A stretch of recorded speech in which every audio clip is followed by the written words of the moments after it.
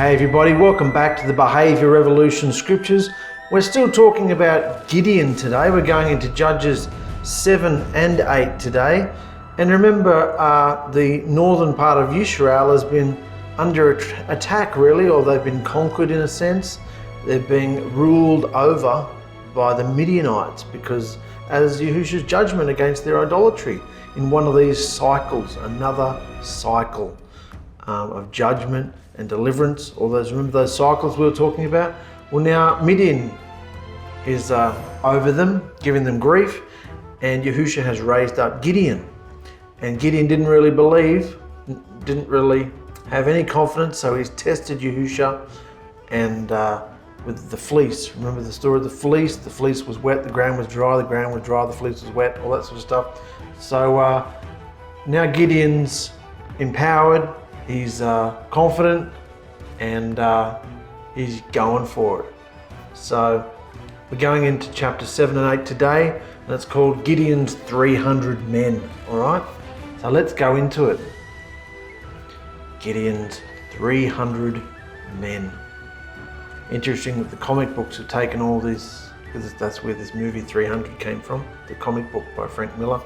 And it's interesting that they chose 300, isn't it? Where do they get all their ideas from?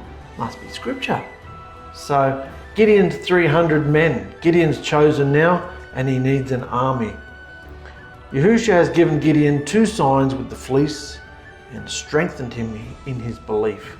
So early the next morning, Gideon, now called Jerubbaal, which means a Baal fighter, I think. Jerubbaal and his army got up and moved their camp to Ḥared Springs. Ḥared Springs means fear.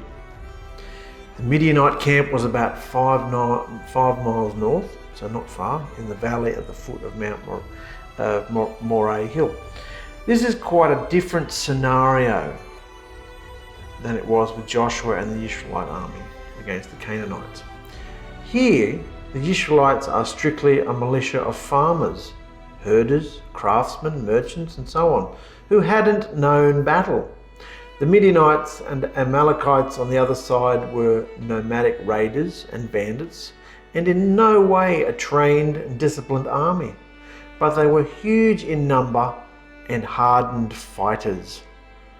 So I just explained that this isn't the same situation as what Joshua went through. No one was trained. This is just bandits, and no one's really in military order, you know. But they do have the numbers. The Midianites are joined with the Amalekites and other eastern nations, and they've got numbers. So the guys have gathered at the foot of Moreh Hill. The enemy's not far away. Then Yahusha said, "Gideon, your army is way too big. I can't let you win with this many soldiers, because the Israelites will think that they had won the battle all by themselves and that I didn't have anything to do with it. So call your troops together and tell them that anyone who is really afraid and trembling can leave Mount Gilead and go home." So 22,000 men buggered off and returned home, leaving Gideon with only 10,000 soldiers. Now just in the natural, isn't that disgusting? You know, anyone who's really petrified can go home. So 22,000 men went home. Remember the instruction in Deuteronomy 21 about the soldiers being afraid?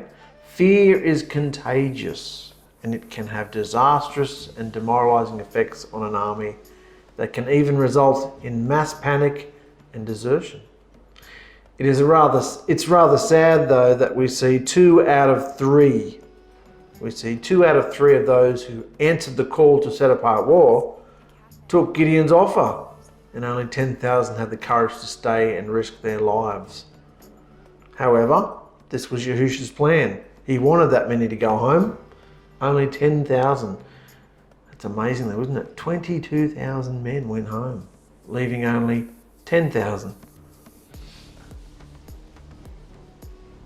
So Gideon's now got 10,000 men. Gideon, you've still got too many soldiers, mate. So take them down to the spring and I'll test them and tell you which men can go along with you and which ones must go back home. Ironically, Yahusha will now do the testing. just as Gideon saw fit to test him just days before. I need a sign. I'm testing you. I don't feel confident. Tell me the fleece, the fleece, the fleece. Now Yahusha's testing him and his men. So when Gideon led his army down to the spring, Yahusha told him, watch how each man drinks water from the river. Then divide them into two groups. Those who lap the water with their tongue like a dog, and those who kneel down to drink. Interesting. You see here, some people are lapping the water like a dog down there, right on the ground, not even looking around, don't know what's going on around them. Some people are lapping it up here. So, the idea was that those who lifted the water to their mouths were more instinctive fighters because they were always alert and watching, while those who put their faces down to the stream lost sight of their surroundings, even for only a moment. So, 300 men scooped up water in their hands and lapped it, and the rest knelt down to get a drink. And Yahusha said, Gideon, your army will be made up of everyone who lapped the water from their hands. Send the others home. I'm going to rescue Israel by helping you and your army of 300 men defeat the Midianites. And that's how we got 300. Then Gideon gave these orders. You 300 men stay here, and the rest of you may go home. But leave your food and shofars with us. And Gideon's army camped on top of a hill overlooking the Midianites in the valley.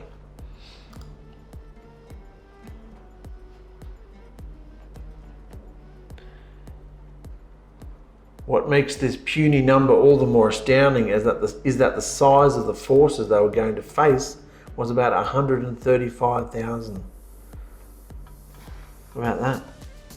You've got 300 men against 135,000. A ratio of more than 400 Midianites to every Israelite soldier. 400 enemy Midianites to every one Israelite soldier. That's a big difference, isn't it?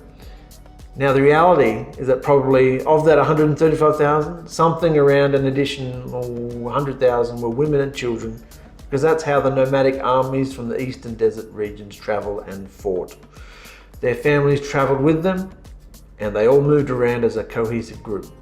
Yahusha wanted to make this idolatrous generation of Israel acutely aware that he's still there. He's still watching, he's still acting, and he's still in deliverance mode. He's still Israelite. He's still Israel. He's still the Israelites. Elohim still loves them despite all their disobedience towards him, and there is no other like him. The fact that Gideon obeyed Yahusha in this, even though we find that he's certainly skeptical about it, is to his merit. When we step out of our comfort zones at the leading of Yahusha, he doesn't expect us to always remain comfortable. That's the whole point. If it wasn't uncomfortable, then we merely stepped from one comfort zone into another. The idea is that we do uncomfortable things in belief. We step out in belief. We're being stretched. Our belief is being exercised and stretched. So don't ever think that you aren't demonstrating sufficient belief when facing a grueling challenge and you have fears and worries along the way. Ask any soldier who has ever been in combat if they were afraid, and they'll tell you absolutely. The issue is controlling that fear, learning the experience, functioning through it, and over time, our trust and belief increases as we draw closer and closer to Yahusha. And we eventually move with him with very little fear, if any at all. So over time, you get stronger and stronger. You don't have much fear left towards the end, if any at all. So Gideon would have to appear sure and confident among his men, because nothing frightens troops more than a wavering leader. And you've got the story thus far in Lego brick. Got too many men, get rid of some of them. Those that are afraid go home. So he's a bit petrified, he goes home. Still too many men, take them down to the water and I'll test them. See the way they drink. And then they've picked 300. This is the 300. So that night, Yahusha said to Gideon, "Get up, attack the Midianite camp, for I'm going to let you defeat them. But if you're still afraid, you and your servant Purah should sneak down to their camp, and when you hear about what the Midianites are saying about you, you'll definitely be brave enough to attack." So, Yahusha knows Gideon that he still has doubts within, so he orchestrates a belief-building exercise for him. So Gideon and his servant Purah worked their way to the edge of the enemy camp where soldiers were on guard. The camp was absolutely huge. The Midianites, Amalekites, and other eastern nations covered the valley like a swarm of locusts, and it would be easier to count the grains of sand on a beach than to count their camels. But Gideon overheard one enemy guard telling another, "I had a dream about a flat loaf of barley bread that came tumbling into our camp. It hit the main tent and it flipped over and fell down." Barley was used to make the bread of poor people because it was much less desired than wheat for making bread. And if you've ever tried barley bread, you'd know why. So this guy's had a dream about barley bread that came flying into the tent, flipped it over, it fell down. And the other soldier answered, "Your dream is about the sword of Gideon, son of Joash, the Israelite commander. It means Elohim will let him and his army defeat the Midianite army and everyone else in our camp." And as soon as Gideon heard about the dream and what it meant, he bowed down to praise Yahusha. Then he went back to the Israelite camp and shouted, "Let's go! Yahuwah our Elohim is going to let us defeat the Midianite army here." So Yahusha's still giving him confidence through the enemy dream and an interpretation. So Gideon divided his 300 men into 3 groups of 100 and gave each soldier a ram's horn and a large clay jar with a burning torch inside. Then said, "When we get to the enemy camp, spread out and surround it. Then wait for me to blow a signal on my ram's horn. As soon as you hear it, blow your ram's horn and shout, 'For Yahuwah and for Gideon.'" Why for Yahuwah and for Gideon? Because this fulfilled the explanation of the dream about the barley loaf given by the Midianite soldier, stating that it was Gideon, son of Joash, who would defeat them. The implication is that Yahusha supernaturally implanted this dream in the Midianite soldier, stressing a principle that is often overlooked, and that is that Yahusha will override a man's will for his own purposes, just like the Pharaoh of Egypt and Balaam the sorcerer. This is a dream that soldier would have shared among his fellows, who would have shared it among their own fellows, and so on. Word moves rapidly among troops, and that was part of Yahusha's plan. So this dream would have spread through the camp a fair bit. So the fact that this guy had a dream about the barley loaf, and the barley loaf is Gideon, and Gideon's coming, son of Joash is coming to conquer us. So the name of Gideon would have been going through the camp. So that's why when the Israelites attack, they are to yell out for Yahuwah and for Gideon to fulfill this dream, this prophecy. So Gideon and his group reached the edge of the enemy camp a few hours after dark, around 10 p.m, just after the new guards had come on duty. Then Gideon and his soldiers blew their ram's horns and smashed the clay jars that were hiding the torches. Then the rest of Gideon's soldiers blew the ram's horns they were holding in their right hands, smashing the jars, and held the burning torches in their left hands. And everyone shouted, "For Yahuwah and for Gideon." We see throughout the scripture Yisrael using deception and the dark hours to gain an advantage over the enemy in wartime. Now we find out why Gideon had those Israelites who had been dismissed to leave their shofars behind. This is why he told them to leave their shofars behind. When he told them to go home, leave your food and your shofars. Because every one of his 300 men now was armed with one, a shofar. It was, of course, not usual that every man would have a shofar. Usually it was only the leaders.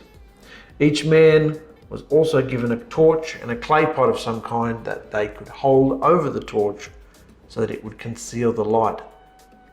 So they're sneaking up to him. They didn't want to be seen. And then they just blasted the crap out of him on these horns. So the enemy soldiers started yelling and tried to run away while Gideon's troops stayed in their positions surrounding the whole camp. Then they blew their ram's horns again. And as they did, Yahusha made the enemy soldiers pull out their swords and start fighting each other. The enemy army tried to escape from the camp, running to Acacia Tree Town towards Zeradah and as far as the edge of the land that belonged to the town of Abel-Meholah near Tabbath. So, can you imagine being in a deep sleep from a hard day's work when suddenly,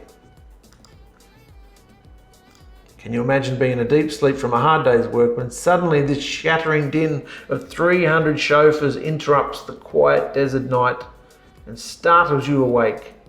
And you look out of your tent and in the pitch black darkness you see hundreds of torches that obviously belong to the enemy surrounding you. And at the last you knew, unaware of Yahusha's culling, 32,000 Israelite soldiers had arrived for the battle. Up to this point, Gideon's 300 men hadn't even drawn their swords. In fact, both hands were busy, one holding a torch, the other a shofar. They simply scared their enemy into a panic. Every man Israelite stood in his place, and from there they watched as men grabbed up their wives and children and started running for their lives. The camels would have stampeded. Some of the soldiers began lashing out in the darkness at any silhouette that moved, killing countless numbers of their own, certain that hordes of Israelite fighters had descended upon them. These human locusts took flight and instinctively began to race back towards where they had come from, across the Jordan River to the east and the south. See how Yahusha's ways are bizarre, aren't they? But in his bizarreness, a great victory occurs. Not only, he can do anything. He doesn't have to use bizarre ways. He uses bizarre so that we know that it's him and not us doing it. Yeah? It's so incredibly strange and bizarre and abstract that it just has to be Yahusha, So then Gideon sent word for more Israelite soldiers to come from the tribes of Naphtali, Asher, and both halves of Manasseh to help fight the Midianites. He also sent messengers to tell all the men who lived in the hill country of Ephraim, "Come and help us fight the Midianites. Put guards at every spring, stream and well, as far as Beth-barah, before the Midianites can get to them, and guard the Jordan River." And troops from Ephraim did exactly what Gideon had asked, and they even helped chase the Midianites on the east side of the Jordan River. These troops captured Oreb and Zeb, the two Midianite leaders, killing Oreb at a large rock that has come to be known as Oreb Rock, and they killed Zeb near a wine pit, which has come to be called Zeb wine pit. The men of Ephraim brought the heads of the two Midianite leaders to Gideon. So they chased these two Midianite leaders, lopped off their heads and brought them back. Hebrews from several of the tribes started pouring out of the woodwork, but now another tribe was specifically solicited to join in the action, Ephraim. Partly this was due to the paths the fleeing Midianites would have taken through Ephraim's territory as they attempted to get back to home and safety, but it was also due to Ephraim's great status at this time. The men of Ephraim were prepared and ready to pounce at a moment's notice because they had been observing. They've been watching. So they took up position along the many forks of the Jordan River at the fording points in order to intercept the marauders from the east and trap them. So, there we have them, Gideon giving out the trumpets and the clay pots, telling them what to do for Yahuwah and for Gideon, and they attack kill lots of people, they run away and they capture, Ephraim captures these two guys, these two leaders, and lops off their heads. So, but the men of Ephraim, even though Ephraim's come and joined the party, remember Ephraim's the head tribe here, we'll talk about this in a moment, the biggest tribe, most powerful tribe. The men of Ephraim were really upset with Gideon and complained, "Why didn't you ask us to join you when you went to war with Midian? What's up with that?" Gideon answered, "Don't be upset, guys. Even though you came later, you were able to do much more than I did. It's just like the grape harvest. Aren't the grapes that your tribe doesn't even bother to pick up better than the best grapes my family can grow? The grapes that your family doesn't even bother to pick up are still better than the grapes that we can grow. Besides, Yahusha chose all to capture Oreb and Zeeb.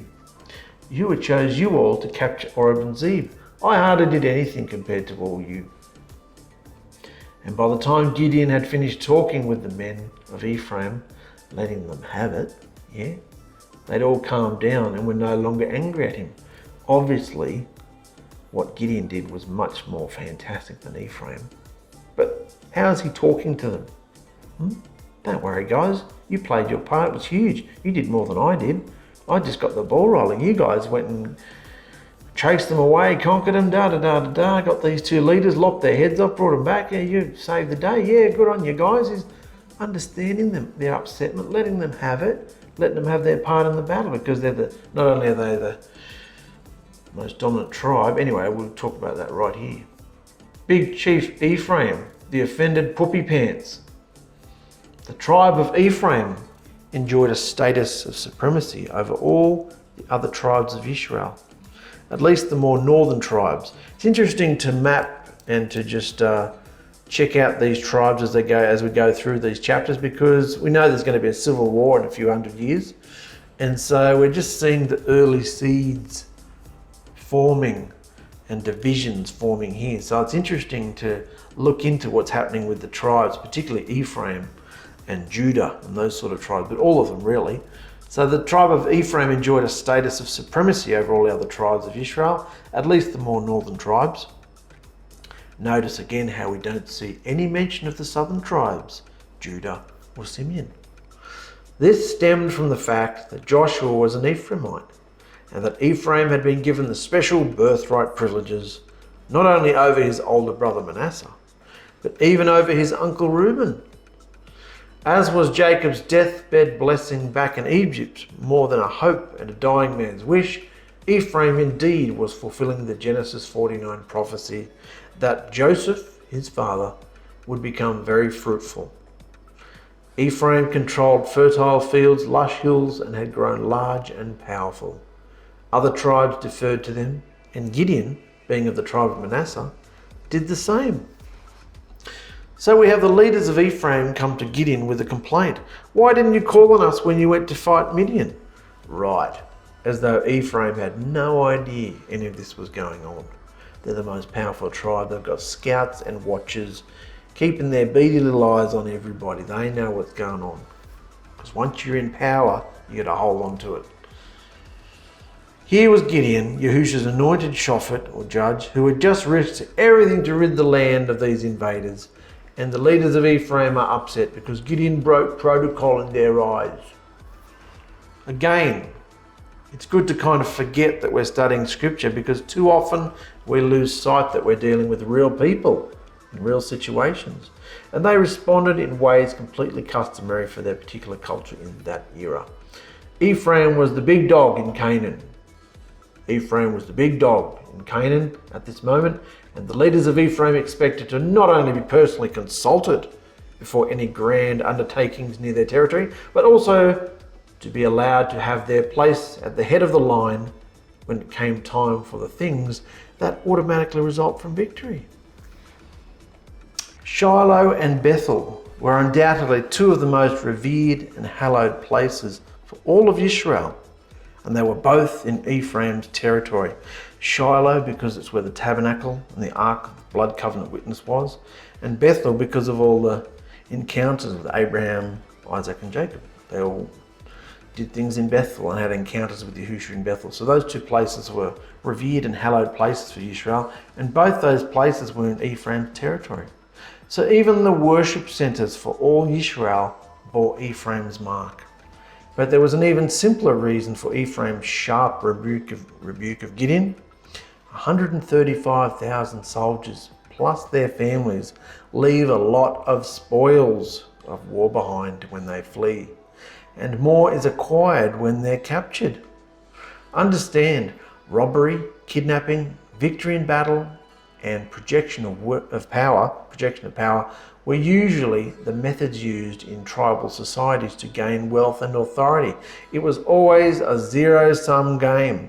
One tribe gained because they took it from another. Back and forth it went over the centuries. As some tribes became more settled and became stable nations, as Israel was in the process of doing, they became less predatory among each other and more interested in producing than pilfering. But other societies of the Middle East and Far East remained nomads and thus behaved as the figurative term locusts suggests. But Gideon proves to be a wise man and responds to the Ephraimite leader's accusations with a soft and diplomatic response. Soft diplomatic response. He lets them have it. He's saying that even though it might seem that the full harvest of Gideon's victory over Midian without the help of Ephraim is greater, in fact the mop-up operations, the seeming gleanings or the leftovers of the harvest of Ephraim were the most important thing, and full and complete victory was impossible without it. The part played by Ephraim, though not so spectacular and widely known as the prime battle led by Gideon, was the real reason for ultimate success, Gideon says. We are witnessing some major sucking up here in typical Middle Eastern style. Essentially, Gideon was helping Ephraim save face and thus avert a serious insult that almost assuredly would have led to intertribal warfare. Interestingly, a few years and chapters from now, this same problem with Ephraim getting their uppity feelings hurt ended up in far more tragic consequences. We'll have to stay tuned for that. There's some maps there if you want to see where everything's going on, to stay familiar with this area. That's the Jordan. So, after Gideon and his 300 men had chased the Midianites as far as the Jordan River, they were beyond exhausted. Gideon was doing exactly what Joshua and his successors failed to do: take the battle all the way to the enemy's front door, if necessary, and not quitting until they were all eradicated. Not quitting until they were all eradicated. So he's just chased them all the way down to the Jordan River. This is where Joshua crossed the Jordan River. Remember, Jericho's around here. Now they're up here because Gideon lived in this area up here. So they chased them all the way down to the Jordan River. That's a fair slog, and they're exhausted. The town of Sukkoth was nearby, as well as Penuel. So there's Sukkoth and Penuel. The town of Sukkoth was nearby, so they went there, and Gideon asked, "Please give my men some food, for they're worn out. But we have to keep chasing Zebah and Zalmunna, the two Midianite kings." But the town leaders of Sukkoth answered, "Get stuffed. Why should we feed your army? You haven't even defeated Zebah or Zalmunna yet, and who knows if you even can." "Now you listen here," Gideon said. "After you who helps me defeat these blasted Midianite kings, we're coming right back here with whips of thorns to rip the flesh from your bones." This town wouldn't even give them the customary and required hospitality of a meal and rest. The fact that the residents of Sukkoth were Israelites made this offence all the worse, and Gideon would see to it later that this offence was not forgotten. Just have a look down here at this map.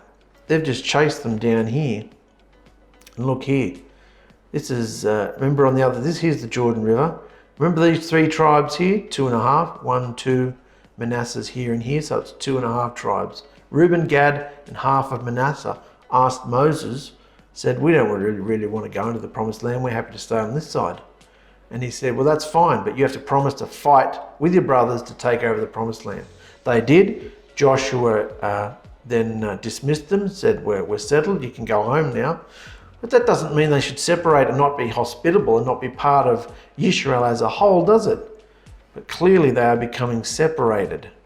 Because look, Sukkoth and what was the other one? Penuel. Penuel's not on this map, but Sukkoth it's Yisraelite governed.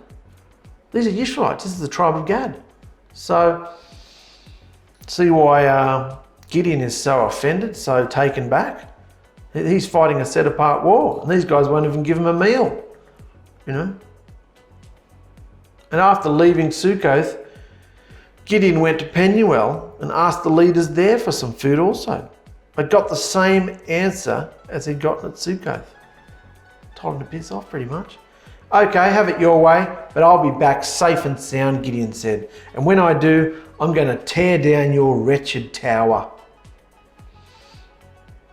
Reuben, Gad, and half of the clans of Manasseh, Reuben, Gad, half a town of Manasseh, no longer had any sense of brotherhood with the other 9.5 tribes, and they certainly no feelings of obligation. They were closer in mindset and allegiance to those children of the east who Gideon were chasing than with the family of the pursuers. Sukkoth was located in the tribal territory of Gad, as we just discussed. The town of Penuel lay about 5 miles further east from Sukkoth, and apparently they'd built a watchtower that was well known and important to their survival. So Gideon said he would punish Penuel's treason by destroying that tower. Penuel was a well-known place in Hebrew law because it was there that Jacob had his strange wrestling encounter with Yahusha. Remember that? Spoke about that in our last episode. Sconned him in the hip. Yahuwah in physical or visible form is Yahusha. Both of these towns in the Transjordan were around 50 miles from the main battle site in the Jezreel Valley. 50 miles. So Gideon's men had reason to be incredibly hungry and tired at this point. And these 3 bastard tribes wouldn't even give him a meal or a bed to have a nap in. You know, like, wouldn't even let him rest there. So you can see why Gideon is so enraged at them. He's chasing these 2 Midianite kings, remember? Zebah and Zalmunna. They were in Karkor with an army of 15,000 troops, all that was left of the eastern army, because 120,000 of their warriors had been killed in the battle. Gideon reached the enemy camp by going east along Nomad Road and past Nobah and Jogbehar. Then he made a surprise attack and the enemy panicked. Zebah and Zalmunna tried to escape, but Gideon chased and captured them. And after the battle, Gideon set out for home. And as he was going through Heres Pass, he captured a young man who lived in Sukkoth and asked him, remember Sukkoth is the first place that denied him food and rest, captures a young man who lives in Sukkoth and asked him who the town leaders of Sukkoth were. And the young man wrote down 77 names. So Gideon went to the town leaders and said, here are Zebah and Zalmunna, the Midianite kings. Remember how you taunted and mocked me, refusing to give my men and I food? Well, then Gideon made a whip from thorn plants and used it to beat the hell out of the town leaders, teaching them a good lesson not to reject their Hebrew brothers in need. And afterwards he went to Penuel, where he tore down the tower and killed all the town leaders there too. Yeah, this is very serious. We find out why Gideon delayed executing Zebah and Zalmunna. He wanted to use them as an object lesson for his eldest son, and he wanted to demonstrate to the people of the villages of Sukkoth and Penuel that they never should have doubted him. So he took those 2 Midianite leaders with him on his way back home and stopped at Sukkoth to carry out the vengeance that he promised when the townspeople refused to offer customary and expected hospitality and rest for his 300 men. Remember, the people of Sukkoth were fellow Hebrews. Why such a harsh reaction by Gideon? Well, the decision of the people of Sukkoth and Penuel in refusing to aid their fellow Israelite Gideon was a great evil against Yahusha. They had refused to help a servant of Yahusha who had been anointed as a shophet, a judge, to carry out the set-apart war that Yahusha had assigned him to fight. Rather than fulfill both the letter and spirit of the promise made to Moses nearly 200 years earlier, to always stand with their brothers who took up the challenge of entering the promised land led by Joshua, these members of the 2.5 tribes of the Transjordan decided to look out only for themselves. They ought to have been more than willing to see the great mutual benefit of eradicating or at least diminishing Midian and Amalek. Instead, they were fearful of reprisals by these nomads if Gideon failed. They were simply not willing to believe that the same Yahusha who gave Gideon and his 300 men victory over 135,000 enemy would give Gideon victory over the remaining 15,000. Their unbelief cost them great pain, a loss of an important piece of their infrastructure, the watchtower, and for many of them, their mortal lives. So this is really what Gideon is upset about. The fact that these 2.5 tribes who made a promise to Moses to fight with their brothers had now pretty much dislocated themselves, dissociated, to the point where when fellow Hebrews, fellow Israelites come through, get lost. You know? So that's what the great offense was about. You can see that here.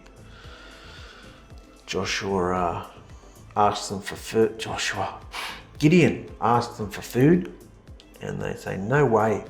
When I return, I will tear down this tower." So then he goes on his rampage, gets the 2 kings, slaughters a whole lot of people, brings the kings back. "Look, here are Zebah and Zalmunna, about who you taunted me." Then he gets the town leaders and whips them. He gives them a good whipping, and then he breaks down their tower. The biggest source of Gideon's discouragement was not the enemy, but those who ought to have been friends and allies. His own brothers across the pond were so interested in maintaining a comfortable lifestyle, in not rocking the boat, in assuring that they suffered no inconvenience, that they preferred coexistence with the enemy, rather than a tight bond with their own people and with Yahusha. The people of Sukkoth and Penuel weren't asked to go and fight with Gideon, only to help provision them and not to stand in the way. First, it was the Ephraimites who approached Gideon immediately following his battle with their complaining, and they effectively hindered him from doing his job in order to suffer their self-centered and egotistical demands. Then it was the townspeople of those 2 Israelite cities in the Transjordan who denied cooperation and support while he was on his way to finish off the enemy. What might you or I have done in Gideon's place? Would we have had the sheer guts, unshakable belief and iron will to continue to fight the good fight, even though the very people we are fighting for try to block our way at every turn? Gideon could easily have seen this opportunity from his own people as a sign to turn back and quit. Why should he put he and his loyal men at such risk for the sakes of people who wouldn't even give him so much as a loaf of bread? But he pushed on anyway. He still captured these 2 Midianite kings. Then Gideon said, "Zebah and Zalmunna, tell me about the men you killed at Tabor." "They were a lot like you," the 2 kings answered. "They carried themselves like royalty." Interesting, the way behaviour, the story that behaviour speaks of, the status that your behaviour carries. These men carried themselves a lot like you. They carried themselves like royalty. "That's because they were my brothers," Gideon said. "I swear by the only living Elohim Yahuwah that if you had let them live, I also would let you live." Then Gideon turned to Jephthah, his oldest son, saying, "Come over and kill these cruel bastards." But Jephthah was still a youth and too afraid to even pull out his sword. "What's the matter, Gideon?" Zebah and Zalmunna asked. Too much of a coward to do it yourself? A man is judged by his own actions, you know. So Gideon jumped up and killed them both. Then he took the fancy gold crescent ornaments from the necks of their camels, because crescents are pagan symbols. So Gideon allowed these two leaders to indict themselves. Tell me about the men you killed at Tabor. This is speaking about Mount Tabor, and the people living there had no part in the battle. But this shows that not only did the Midianites plunder Israel, but they also committed terrible acts among the Hebrew population, simply to intimidate and control. Their answer was that these men they killed at Tabor looked an awful lot like Gideon. And Gideon tells them that there is a good reason for that. Those men were his family, his siblings. They were, as the scripture says, my mother's sons. So they were direct blood, not distant relatives. Therefore Gideon says, if you had spared them, I would have spared you. It was usual not to kill captured kings and military leaders. Interesting. It was usual to not kill captured kings and military leaders. Oh, it did happen for sure, but the general custom was to respect their station and to allow them to live. Killing them served to dishearten the enemy, but also to, in time, arouse their anger. But Gideon had a duty. His brothers were killed unjustly. Therefore Gideon was compelled to be their next of kin, avenger, their blood avenger. He instructed his firstborn son to execute Zebah and Zalmunna, but he was too intimidated to do it. Jephthah was still young, not at all accustomed to killing men, and certainly not such fierce and hardened men as stood before him. So that's Gideon telling them that those men were my brothers that you killed. This is probably way back when, before he was threshing wheat in the winepress, remember, before Yahusha met with him. And they're all in hiding, they're all oppressed, and they had to run and live in the caves because the Midianites were so cruel to them. So this is what he's saying. Stand up, he's talking to his son, stand up and kill them. But Gideon's son was young and afraid. Strike us yourself, for a man is shown by his strength. So Gideon rose up and killed the kings. So that's one way to get Lego heads to splatter out, isn't it? Blood splatter. So notice up here he said, he took the fancy gold crescent ornaments from the necks of their camels. Crescent ornaments. This is an interesting little side note we're going to talk about for a few minutes. Let's talk about the moon god people, the people who wear the crescents. Yeah? According to Genesis 25, both Ishmaelites and Midianites were descendants of Abraham. Ishmaelites were obviously from Abraham's oldest son, his first son, Ishmael. And Midianites were descendants of Keturah, Abraham's latter wife. So, both Ishmaelites and Midianites were descendants of Abraham. Ishmaelites are the foundation for today's Islam, along with its crescent symbol. However, Islam did not exist in scripture times, for its founder Muhammad was born in the late 6th century AD. However, Islam is an odd mixture of Judeo-Christian principles, Arab folklore, and the ancient moon deity religion of the Sabians. The symbol of the moon god is, and has always been, the crescent moon. The symbol of the moon god, just like the sun god, is the moon god, always been the crescent moon. So, Allah is the moon god. But even the Sabian religion doesn't go back to the time of the judges. That said, the worship of the moon god goes back even further than the time of Gideon, to a time before Abraham. And it was very prevalent in the city of where Abraham's father Terach made and sold idols. In fact, during Abraham's day, it appears as though was the moon god's center of the region. Interesting, this is where Abraham came from. He was called out, remember? He crossed over, that's what Hebrew means, crossed over from one reign to another, from darkness to light. The point is that even as early as 1300 BC, the time of Gideon, the Arabs had already adopted many elements of moon deity worship. And we find it right here in the scripture. All the symbols that ancient tribes wore were inherently religious in nature. Moon god worship changed form until today it is realized in the Muslim religion. Even the signaling of the time of Ramadan, the most set apart season for Islam, is at the appearance of the crescent moon. Interesting. Now, interestingly, in modern times, Islam has become somewhat embarrassed at all of its moon god heritage, and so has taken to denying it as of late. In fact, a few decades ago, some of the Muslim sects began to remove the chapters in the Quran that spoke directly to it. These are the verses removed from the Quran to hide the direct moon god beginnings of their Islam, as forthrightly stated in their holy book. Of course, all of the Islamic crescent moon related symbols and rituals, the observances, all timed on the appearance of the crescent moon. Even the name of their deity, Allah, all refers directly to the moon god. This is the moon god from all four sides. Notice the crescent moon carved on his chest. See? Allah is the moon god. What are they doing, Daddy? They're praying to the moon god, son. Moon god? What? So here we have in the book of Judges, moon god worshippers, sons of Ishmael, bedeviling Israel, beginning over 3,000 years ago.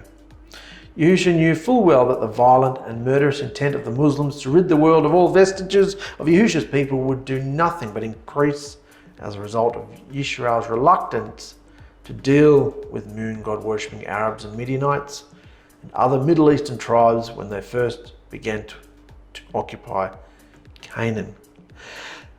So this is just another consequence of Joshua and his team not annihilating, not draining the swamp. They're still letting the alligators live, yeah? So this is another result of it. Not only the alligators, but all the belief systems that go with it and all their jewelries. That's just, we're talking about this simply because up here it said Gideon jumped up and killed both the kings. Then he took the fancy gold crescent ornaments. Scripture actually says crescent ornaments from the necks of their camels. And crescents, whenever you see it, crescent, that's about the moon god, moon deity worship, which is all back from ancient Babylon. But you see what these people, these Ishmaelite people who are today the modern Islamic religion, you see where it all comes from. And after the battle with the Midianites, the Israelites said, so the battle's over now, you slaughtered the kings, it's all over. The tribes that didn't help him, he's whacked them and thrashed them and knocked down their tower and killed some of them.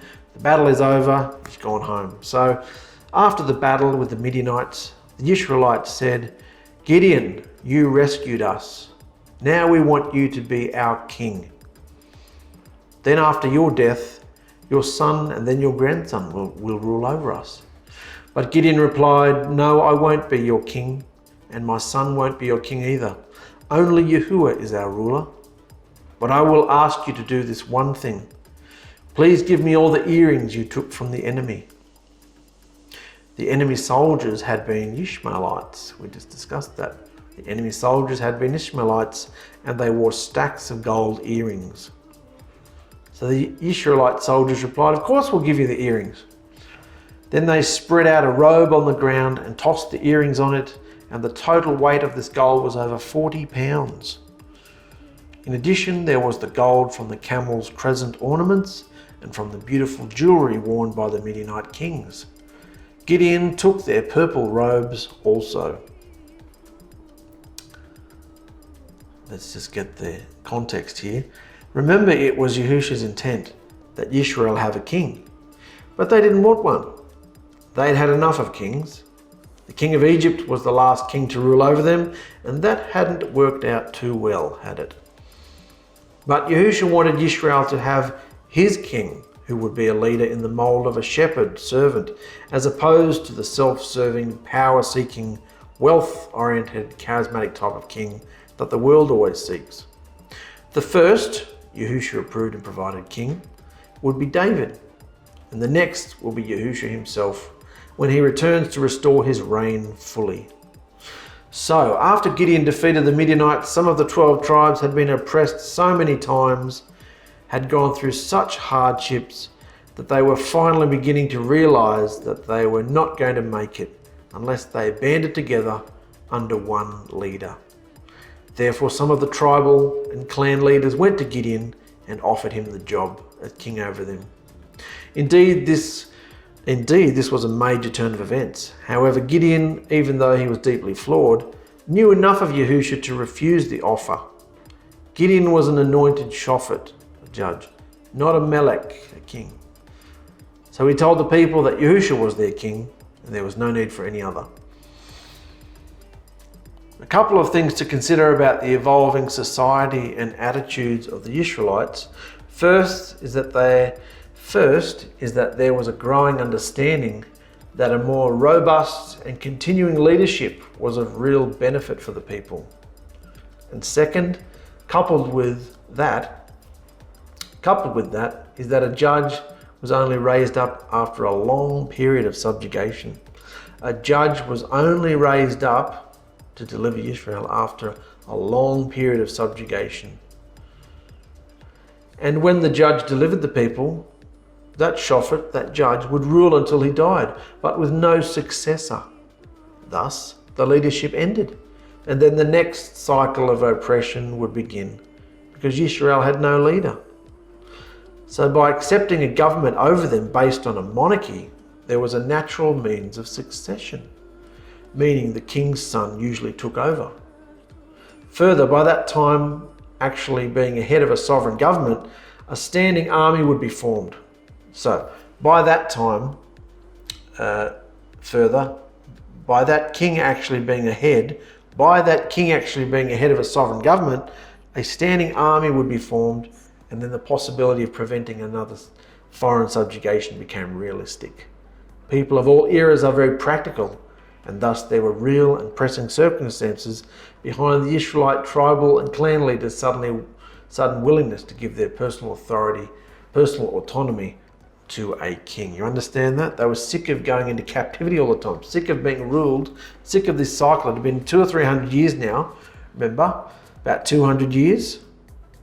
So I think it was 4, possibly 5 cycles we talked about in our last episode. This cycle of being blessed, going into idolatry, being captured or being subjugated, being ruled over by a foreign nation, being treated harshly, crying out to Yahusha, and then Yahusha raising up a Shophet, a judge to deliver them, and then they had peace again, but only for the lifespan of the judge. So the nations are getting a bit fed up with this cycle, because it's nothing to do with their idolatry, is it? So they're thinking, if we at least get a king, and the king rallies up an army, and you've got a military and everything, we won't go into captivity anymore. We'll have stability. So as much merit as Gideon showed by not accepting the position of a king, there is no doubt that the trappings of being a king intrigued and ultimately seduced him. Because he says that while he humbly refuses the offer of kingship, he would appreciate it if they would offer him tribute. And the people complied, and included also some of the crescents, pendants, and even some very valuable purple cloth that was worn by kings and royalty. So while Gideon may not have been a king, he would certainly live like one. So then Gideon returned to his home in Ophrah and had the gold. Get this, I nearly fell over my chair when I read this. Then Gideon returned to his home in Ophrah and had the gold made into a shoulder garment, which is like an ephod, which the Israelites soon started bowing down and whoring to. They became disobedient to Yahusha, and even Gideon and his family were trapped into this idolatry. The Midianites had been defeated so badly that they were no longer strong enough to attack Israel, and so there was peace in the land for the remaining 40 years of Gideon's life. This was a man who had worn the spirit of Yahusha, like enclosed him like a garment, remember? Spirit of Yahusha, the set apart spirit, clothed him. came upon him. He wore it like a garment. It took over him in a sense. And so what would that experience be? What would that experience be like? We understand it because Yahusha lives within us. But look what he's gone and done now. He's taken all this gold and fancy stuff and made himself an ephod. And we all know what the ephod is. If you don't, I'll remind you in a moment. It's in the picture right here. This is the ephod here, the shoulder garment. This thing here wasn't the breastplate with the gems in it, the high priest wore, but it was the shoulder part here. Because it was made of gold and royal fabrics and everything, they started bowing down to it, whoring, following it, serving it, and whoring before it. They became disobedient to Yahusha. Even Gideon and his family were trapped in this idolatry. This is troubling, because Gideon may have refused to be Yisrael's official king, but he obviously attempted to create a new alternative to the existing priesthood by making himself equivalent to the high priest. He took much of the roughly 40 to 50 pounds of gold and made an ephod, a ritual vest worn by the high priest, and used it in his personal hometown of Ophrah. One of the reasons that Yisrael was constantly flirting with idolatry,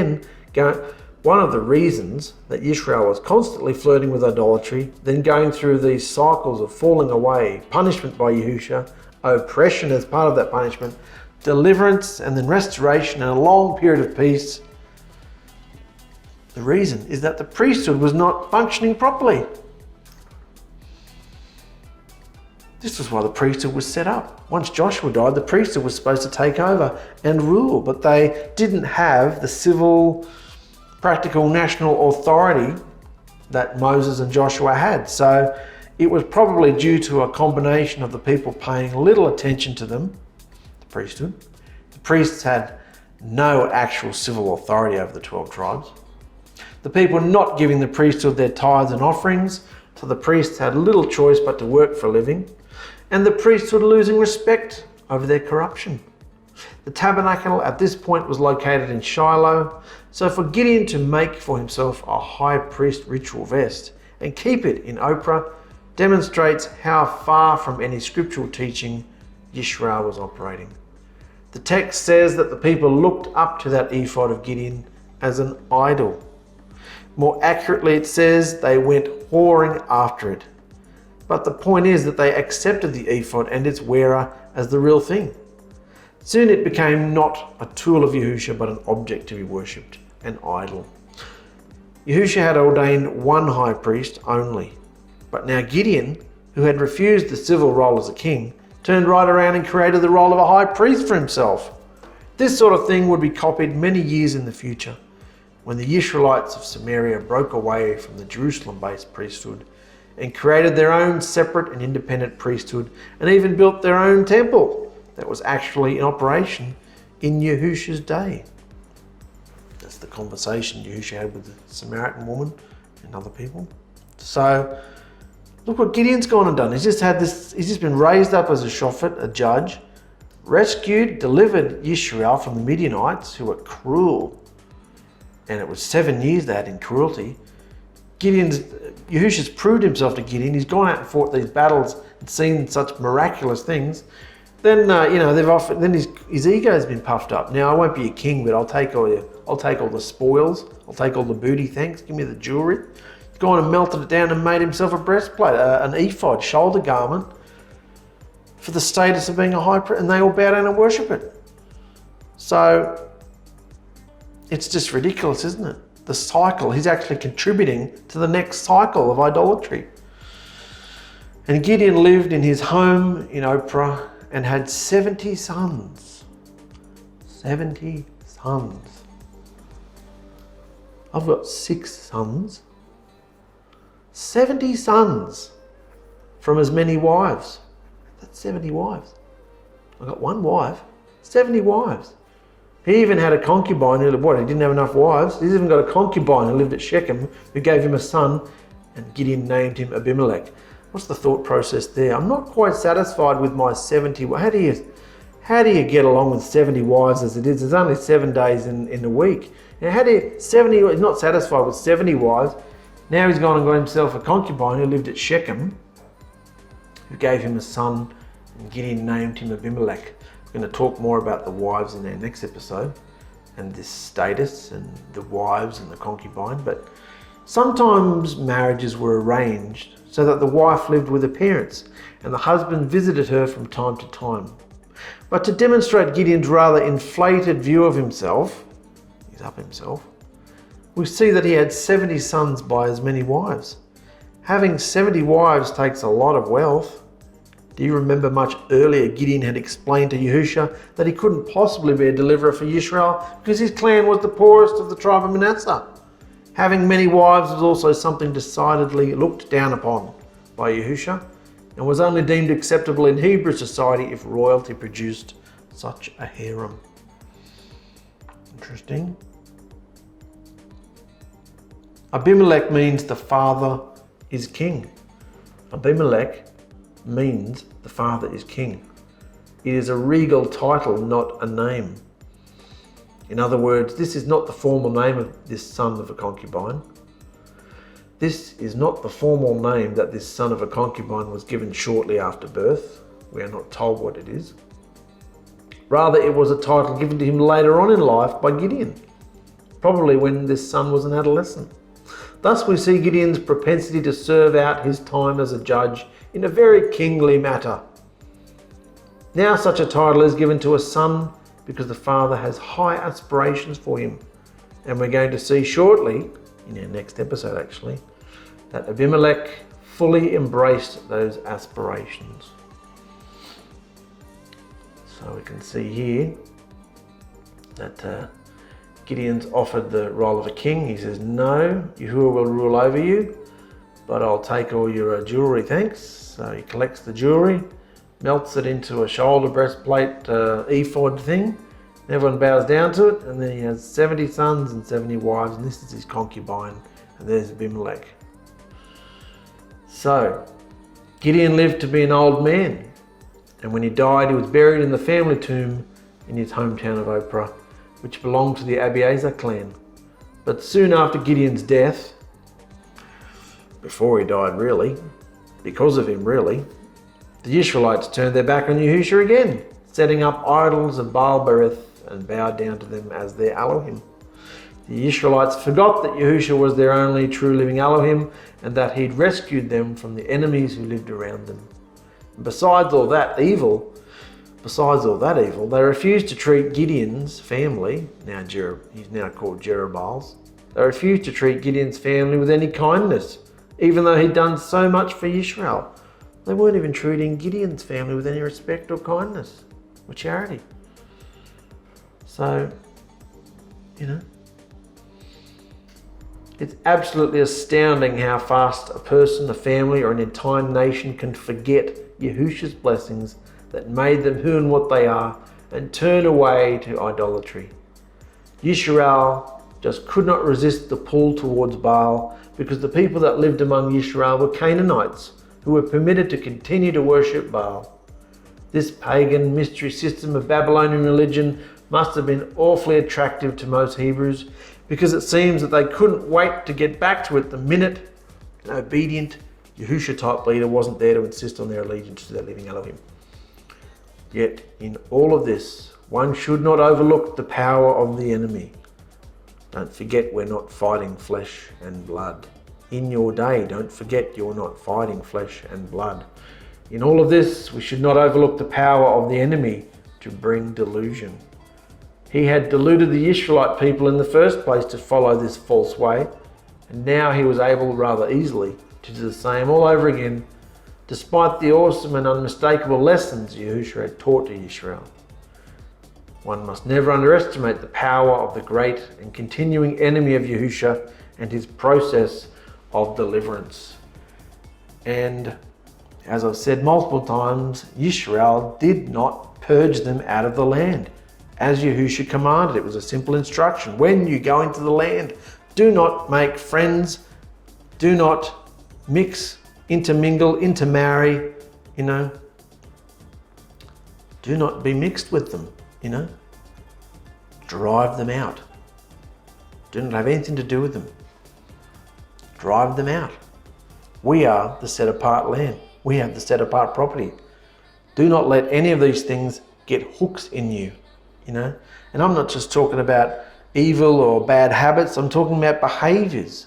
We're all being transformed, we're all overcoming, we're all being purged and prepared for the wedding feast. So when Yahusha heats us up, because judgment comes from the altar, judgment comes from the assembly first, the bride first, judgment starts in the bride first.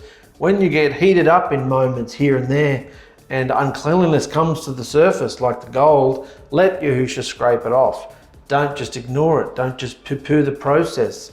Don't faint, you know. And, you know, make excuses for yourself and go back to sleep. No, allow him to purge you and prepare you for what's coming, to transform us. So stay strong, guys. That was fairly long, that one. That's the story of Gideon. The first episode we did was introducing Gideon, and now we've talked about Gideon and his 300 men. And it's just, the mind baffles, doesn't it? Just how these guys can have a full-on relationship with Yahusha, or be empowered by Yahusha, I should say. They didn't know Yahusha before they started, and clearly they don't know him afterwards, after the Spirit. This is why we're so privileged to have him living within us, because think about how many hideous things you've done with the Spirit of Yahusha in you. Imagine he only operated in the way of coming on us occasionally, and then when he leaves again, we still really don't know who he is or who he was, particularly if he was taking over and empowering us in a against our will kind of aspect. You know, like, we're very privileged to have him living within us with an open portal door, getting to know him day after day, communicating with him back and forward, you know. So we can not only be called servants, but be his friends. He calls us his friends because he tells us what he's doing. He's letting us in on all the mysteries and secrets. He's letting us know who he is, what he expects from us, because we are his bride. And there is nothing more treasured in a man's arsenal and as a man's possession, nothing closer to him than his wife, his woman, his bride. And this is who we are becoming to Yahusha. We've been betrothed, we've had the marriage promised, you know, we've had the ketubah, the marriage parties have come together and made an agreement. You know, we've had the wedding vows read out, they're written on our hearts. We are, what's the term? Begotten from above. And now we're just waiting for him to return and preparing.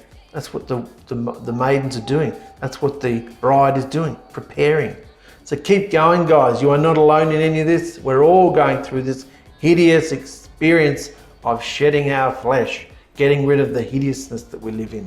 Love you guys. See you later.